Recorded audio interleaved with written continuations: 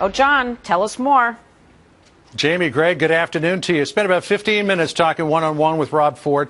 He was taking a break from a new television show that he's doing for the Sun News Network that debuts tomorrow night at 8 p.m. And the bottom line message that I got from Rob Ford, doesn't matter what's going on right now, doesn't matter all the protests, all the action that the Toronto City Council is taking, he is hanging tough. He's not going anywhere. Unlike San Diego Mayor Filner, who eventually caved under the pressure, or Marion Barry, who went to jail, though he was reelected, there's no mechanism for the city of Toronto to remove him. So really, there's nothing that City Council can do other than try to embarrass him.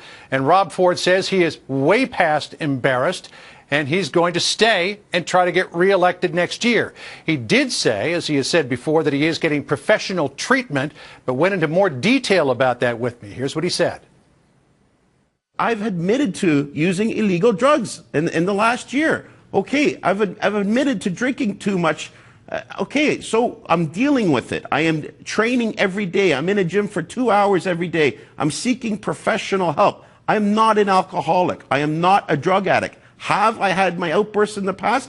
Absolutely I had, John. Is it safe to say, Mr. Mayor, you are getting substance abuse counseling? I don't call it substance abuse because I'm not an addict. I'm not an alcoholic. I'm not a drug addict. Maybe some people are, but I'm not. But you know what? We have health issues here. My weight is a huge issue. And have I drank in excess sometimes? Absolutely. But to say you've got an addiction? No. Well, the professionals have said, no, you don't have an addiction. We've got ways of curbing your drinking and losing some weight and working on some other issues.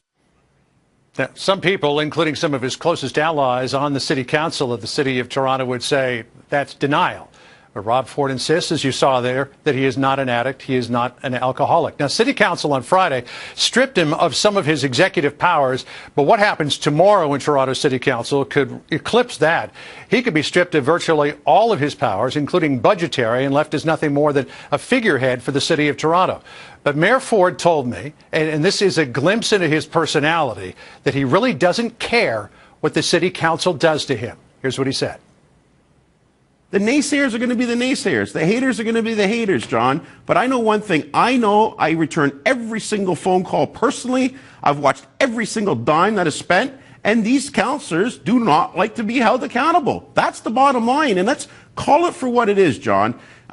These majority of councillors down at City Hall are left-wing, tax and spend socialists. But at one point, does personal behavior outweigh your popular policies? I was elected to do a job. I've never missed one day of council. I've never been under the influence of alcohol or drugs at a council meeting or any time in office. And yes, have I made mistakes in my personal life on my own time? Absolutely. But that's all they've got. If that's all they've got, well, you know what?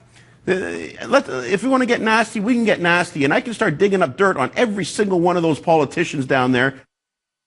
Basically, Rob Ford is saying this could be war. Now, I asked him specifically about his crack use. He declined to go into the whens and wheres about it, only to say repeatedly that he has smoked illegal drugs in the past and that he has binge drank on many, many occasions. The bottom line here, though, Jamie and Greg, and this is an important principle to remember, you get the politician you elect.